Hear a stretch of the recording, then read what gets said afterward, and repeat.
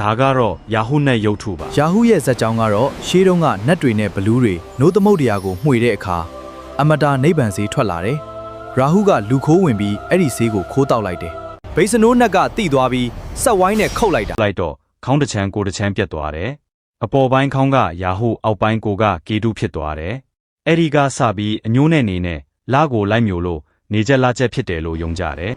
မြန်မာမှာတော့ယာဟုဂျိုကဂျိုဆိုးကန်ဆိုးစေရလို့ရှောင်ကြပေမဲ့ထိုင်းမှာကြတော့လုံးဝဆန့်ကျင်ဘက်ကန်ကြမာပြန်လည်ပေးတဲ့နဲ့အဖြစ်ကိုးကွယ်ကြတယ်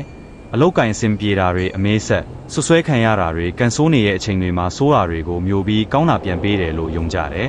အထူးသဖြင့်ဗုဒ္ဓဟူးနေညဖွားတွေရဲ့အဆောင်နှစ်ပါ ပူဇော်တဲ့အခါအမဲရောင်ပစ္စည်းတွေနဲ့ပူဇော်တယ်မဲကတ်စပစ်သည်ကော်ဖီမဲကောက်ညင်းမဲပဲနဲ့ပြုတ်ချောကလက်အမဲရောင်အချိုရည်ဖျောင်းတိုင်မဲ၈တိုင်ဒီလိုအမဲရောင်၈မျိုးနဲ့ကတ်ကြတယ် ဗုဒ္ဓဟူးနေညနေဝင်ပြီးမှပူဇော်ရင်အထူးပြည့်တယ်လို့ယုံကြတယ်ပြီးတော့အမင်္ဂလာပြေပါစေလို့ရွှေပြားကပ်ပြီးဆုတောင်းကြတယ်ဒီရုပ်ထုကြီးမှာလည်းရွှေပြားတွေအပြည့်ကတ်ထားတာတွေ့ရမှာပါရုပ်ထုရှေ့ကကြောက်စာပုံမှာတော့ယာဟုပူဇော်ဂါထာအပြည့်အစုံရေးထားတယ်ထိုင်းလူမျိုးတွေကအဲ့ဒီဂါထာကိုရွတ်ပြီးဆုတောင်းကြတယ် ဒါကြောင့်ကန်ဆိုးနေလို့အလုပ်တွေအဆင်မပြေလို့အမှုအခင်းအဆွတ်ဆွဲတွေကြုံနေရလို့စိတ်ညစ်နေရင်ထိုင်းရောက်ရင်စိုးရာတွေကိုမျိုးပေးပြီးကန်ကောင်းခြင်းတွေပြန်ပေးပါစေလို့ဆုတောင်းခဲ့